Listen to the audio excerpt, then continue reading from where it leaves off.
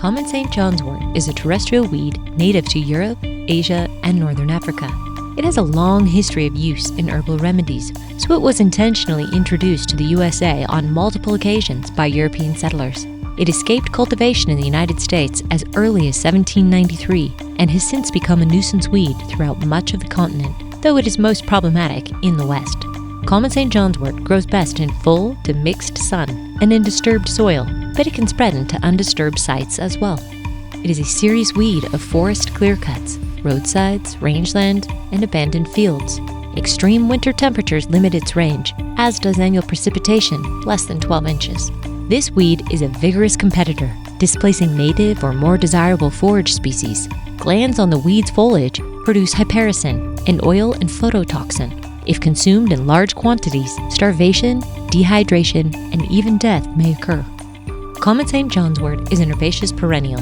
Germination occurs throughout spring and summer or following autumn rains, and plants quickly develop taproots as well as creeping lateral roots that can give rise to new shoots. Grazing, fire, and poor site conditions, including shallow or very rocky soils, stimulate lateral root growth. Shortly after new stems establish, connecting roots often decay. Plants bolt in late spring and early summer, growing 1 to 3 feet tall. Plants can produce numerous stems that are somewhat woody at their bases. Stems are hairless, have black glands along their 2 longitudinal ridges, and can have many upward-facing branches. Leaves are opposite and attached directly to the stem without a petiole. Leaves are hairless, oblong, and bright green, and have smooth or weakly wavy margins. There are transparent glands scattered throughout the leaves, which become apparent when leaves are held up to light. In addition, small and black oil-producing glands are scattered throughout, especially along leaf margins. First-year plants do not produce flowers or seeds, and it may take 2 to several years to reach maturity. Mature plants flower from late spring through late summer. Flowers occur in small clusters at the tips of branches and stems. Each showy flower is 3/4 inch in diameter and has 5 yellow petals with numerous long yellow stamens. Small, black, oil-producing glands are often visible along the petal margins. The fruit is a sticky, 3-celled capsule, less than a ½ inch long, that contains numerous, dark brown, pitted, and cylindrical seeds.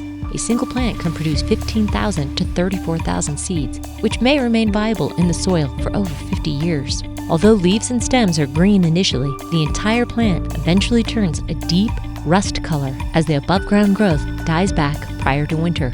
New stems re-sprout from the roots in early spring. The combination of opposite leaf arrangement, yellow flowers with 5 petals and numerous stamens, and the presence of tiny glands throughout leaves and petals help differentiate the St. Johnswort family from potential lookalikes. There are approximately 60 other species of Hypericum present in the USA and Canada, including Hawaii. Most of them are native. Nearly half of these are shrubs or trees, and so should not be confused with the herbaceous Common St. Johnswort. Of the herbaceous species, most can be readily differentiated by growing much shorter and having much smaller and narrower leaves and flowers. Some of the most similar species occur only in eastern North America. In the West, the native Schooler St. Johnswort grows in more moist habitats. Its stems are more slender and less branched, and its leaves are thicker, broader at their base, and have more rounded tips. The native goldwire, which is endemic to California, differs in that it grows less than a foot tall. Its leaves are narrower and gray-green, and its flower petals tend to bend backwards from the flower center.